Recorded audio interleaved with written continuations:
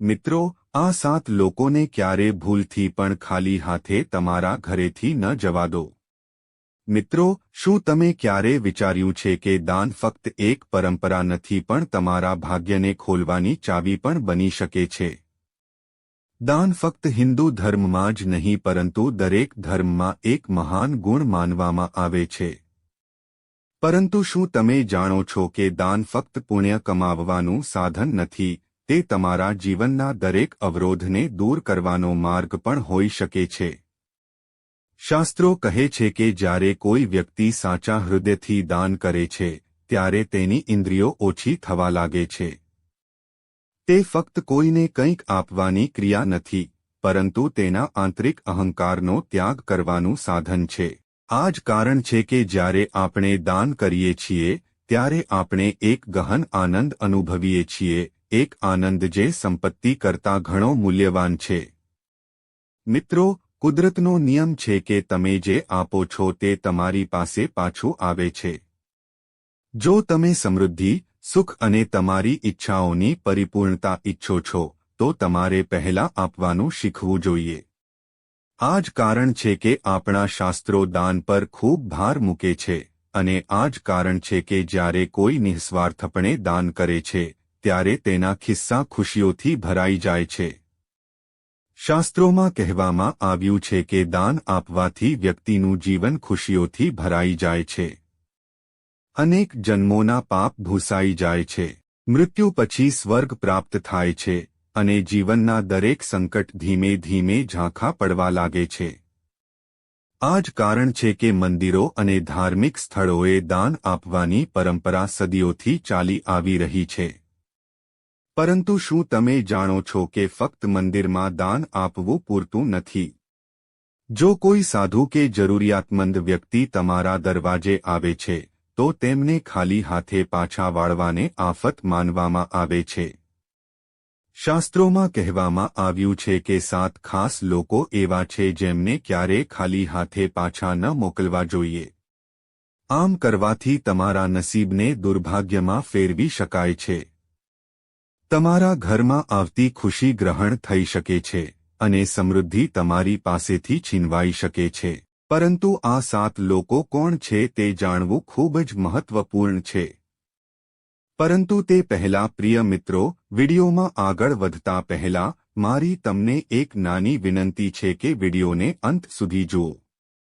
તેને બિલકુલ ચૂકશો નહીં કારણ કે આ માહિતી ખૂબ જ કિંમતી છે અને વિડિયોને અન્ય લોકો સાથે શેર કરો જેથી અન્ય લોકોને પણ ફાયદો થાય. અને હા મિત્રો, વિડિયોને એક સુંદર લાઇક આપો અને તમારી પોતાની યુટ્યુબ ચેનલ શ્રેષ્ઠ વાતોને સબસ્ક્રાઇબ કરવાનું ભૂલશો નહીં જેથી તમને શક્ય તેટલી વહેલી તકે આવી માહિતી મળી શકે. અને હા પ્રિય મિત્રો, કોમેન્ટ બોક્સમાં જય લક્ષ્મી માતા લખવાનું ભૂલશો નહીં. મિત્રો, જુઓ, વાત એ છે કે અમે ફક્ત સલાહ આપી શકીએ છીએ તે અમારું કામ છે.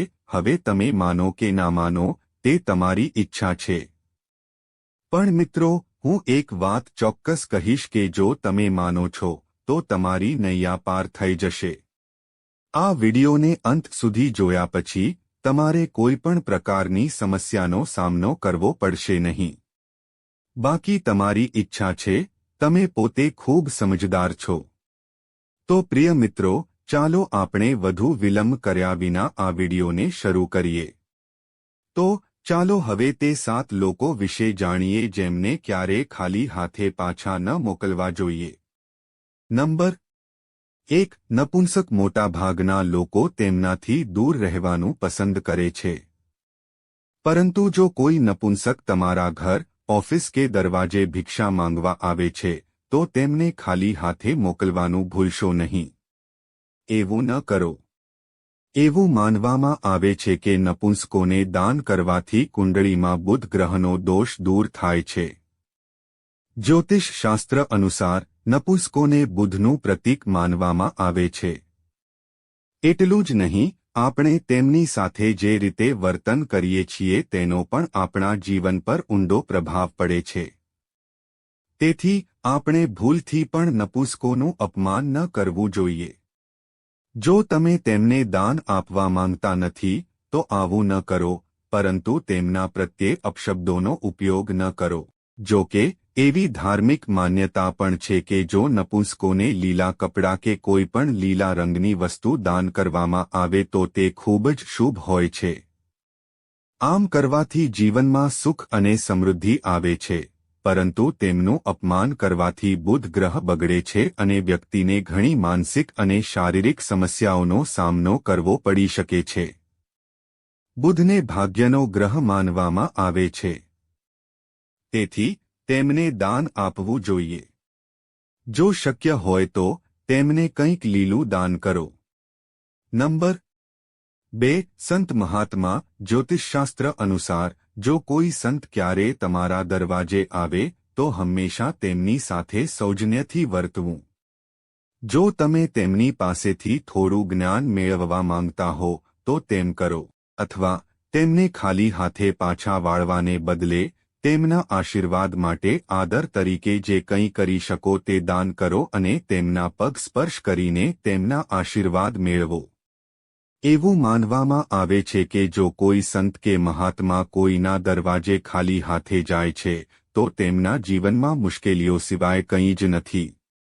નંબર 3. અપંગ કે લાચાર વ્યક્તિ. જો કોઈ અપંગ વ્યક્તિ તમારા દરવાજે મદદ માંગવા આવે છે તો તમારે તેમને ચોક્કસપણે મદદ કરવી જોઈએ.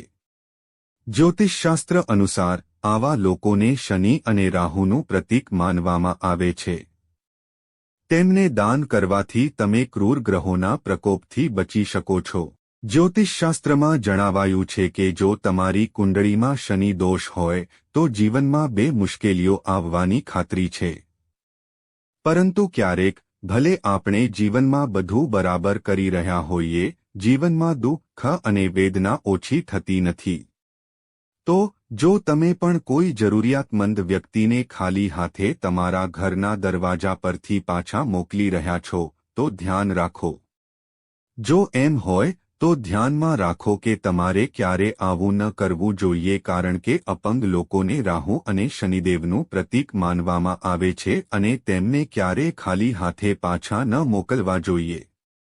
નંબર 4. ભિખારી. જો કોઈ ભિખારી તમારા ઘરના દરવાજા પર આવે છે તો તેને ખાલી હાથે પાછા ન મોકલવા જોઈએ.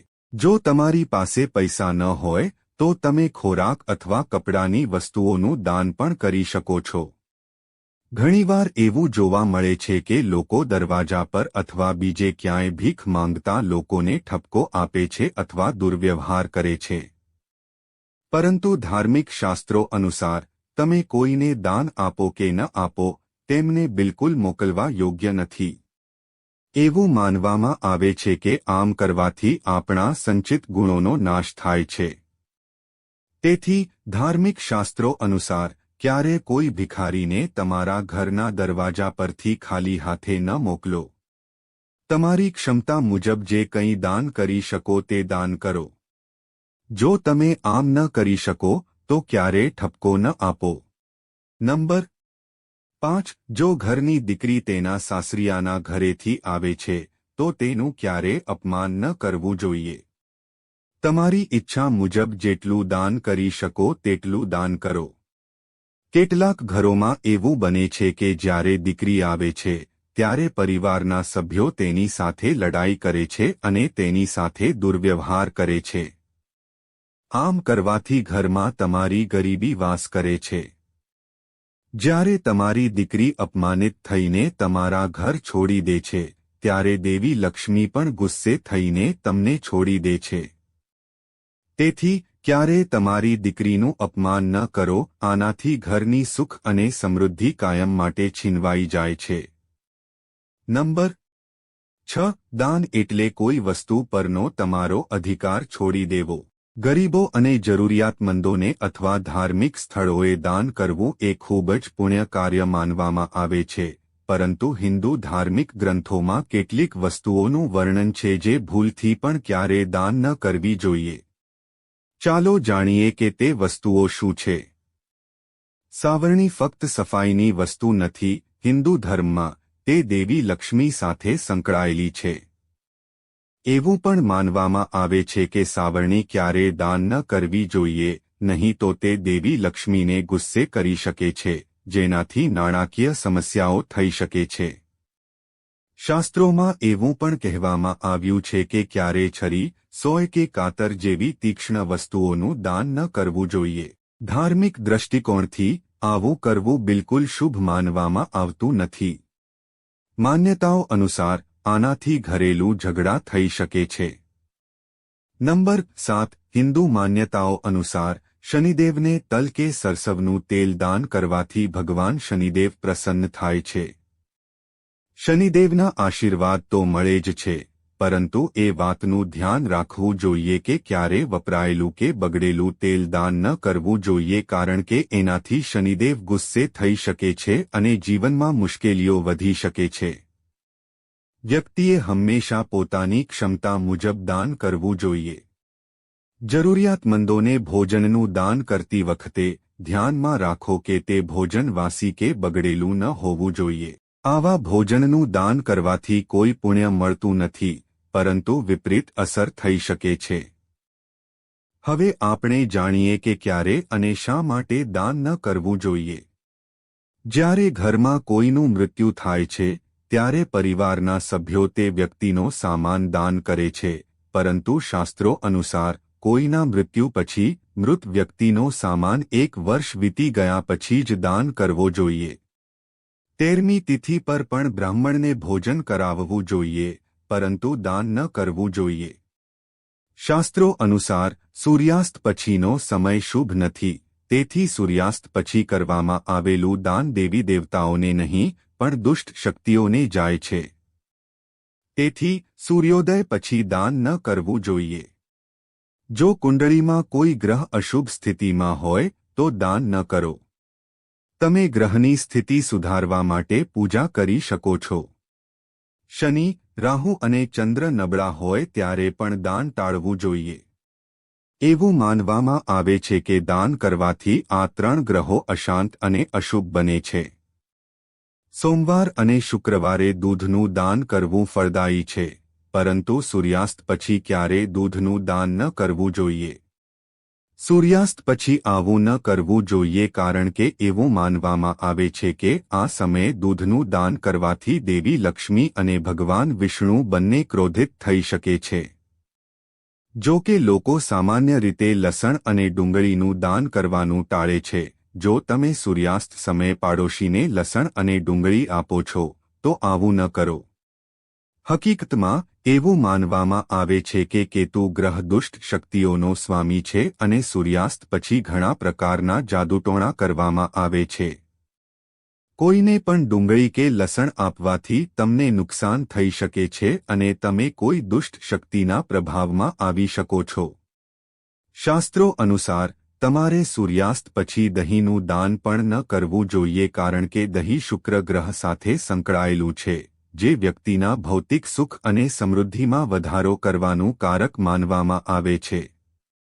જો તમે સૂર્યાસ્ત સમયે અથવા સૂર્યાસ્ત પછી કોઈને દહીંનું દાન કરો છો, તો તમારી ખુશી અને સમૃદ્ધિમાં ઘટાડો થઈ શકે છે. પ્રિય મિત્રો, તમને આ વિડિયો કેવો લાગ્યો અમને કોમેન્ટમાં જણાવો. જો તમે માતા લક્ષ્મીના સાચા ભક્ત છો, તો તમે માતા લક્ષ્મીનો પ્રેમ, સ્નેહ, આશીર્વાદ મેળવવા માંગો છો અને માતા લક્ષ્મી તમારા ઘરમાં નિવાસ કરે અને તમે માતા લક્ષ્મીને પ્રસન્ન કરવા માંગો છો, તો વિડિયોને ઝડપથી લાઇક કરો અને તમારી પોતાની યુટ્યુબ ચેનલ શ્રેષ્ઠ વાતોને સબસ્ક્રાઇબ કરો અને કોમેન્ટ બોક્સમાં ચોક્કસપણે જય લક્ષ્મી માતા લખો. મિત્રો, આ બધી માહિતી જનહિતને ધ્યાનમાં રાખીને આપવામાં આવી રહી છે. તમારી શ્રદ્ધા અને માન્યતા પર જ્યોતિષ અને ધર્મના ઉપાયો અને સલાહ અજમાવો. વિડિયોનો હેતુ ફક્ત તમને વધુ સારી સલાહ આપવાનો છે. અમે આ સંદર્ભમાં કોઈ પણ પ્રકારનો દાવો કરતા નથી. મિત્રો, જો તમને વિડિયો ગમ્યો હોય તો ચોક્કસ લાઇક અને સબસ્ક્રાઇબ કરો. આભાર. જય શ્રી કૃષ્ણ.